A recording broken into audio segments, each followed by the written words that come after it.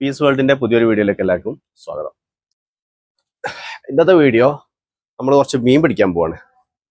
മീന് നമുക്ക് ഇന്നത്തെ കറിക്ക് വേണ്ടി അല്പം മീൻ പിടിക്കാണ്.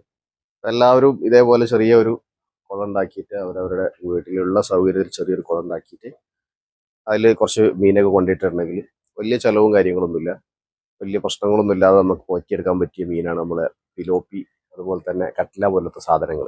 അതൊക്കെ കൊണ്ടിട്ടാൽ നമ്മൾ ഒരു രസമാണ്. പിന്നെ അതുപോലെ തന്നെ നമുക്ക് അത്യാവശ്യം കറിയൊക്കെ വെക്കണമെന്നുണ്ടെങ്കിൽ നമുക്ക് അവിടെ തന്നെ പിടിക്കുകയും ചെയ്യാം. ഏറ്റവും നല്ല ഫ്രഷ് മീൻ വാങ്ങി കഴിക്കുക, അതെടുത്ത് പിടിച്ച് കഴിക്കുക.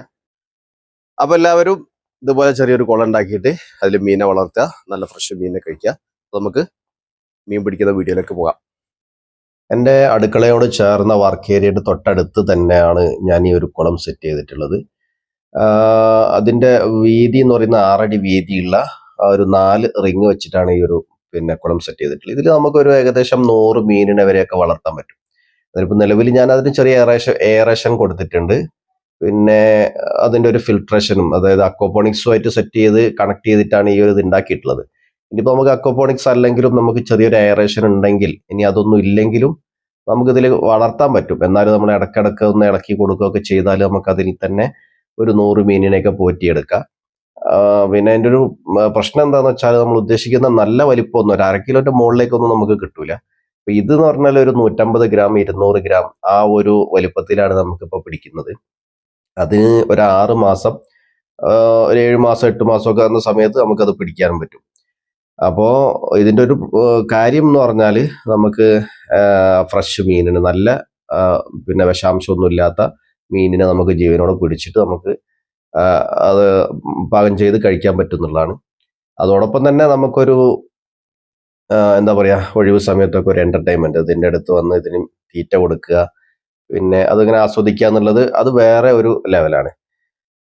നമ്മുടെ മുന്നേ മീനെ പിടിക്കുന്നത് കണ്ടാൽ പിന്നെ അവൻ കൂട്ടിലിരിക്കില്ല, പക്ഷെ കഴിക്കുകയൊന്നുമില്ല. നമ്മളത് വെച്ചു കൊടുത്തിട്ടുണ്ടെങ്കിൽ അവൻ അതിനെ തട്ടി അങ്ങോട്ട് തട്ടി ഇങ്ങോട്ട് തട്ടി അങ്ങനെ അതിൻ്റെ അടുത്ത് അവിടെ ഇരിക്കുകയുള്ളൂ. അപ്പോൾ നമ്മളും ഇതേപോലെയുള്ള ഒരു ചെറിയ ഒരു മീൻസ് നമ്മുടെ വീട്ടിൽ സെറ്റ് ചെയ്യുക. കുറച്ച് മീൻ കുഞ്ഞുങ്ങളെ എവിടെന്നെങ്കിലുമൊക്കെ വാങ്ങി, ഏറ്റവും നല്ലത് നമുക്ക് വലിയ പ്രശ്നങ്ങളൊന്നും ഇല്ലാത്ത മീനുകളാണ്. ഇപ്പോൾ ഈ പിലോപ്പി, റെഡ് തിലാപ്പിയ ഉണ്ട്, അതുപോലെ തന്നെ MST തിലാപ്പിയ, അങ്ങനെ പറയുന്ന വലിയ പ്രശ്നങ്ങളൊന്നും ഇല്ലാത്ത ചില മീനുകളൊക്കെ പെട്ടെന്ന് ഡെഡാവും.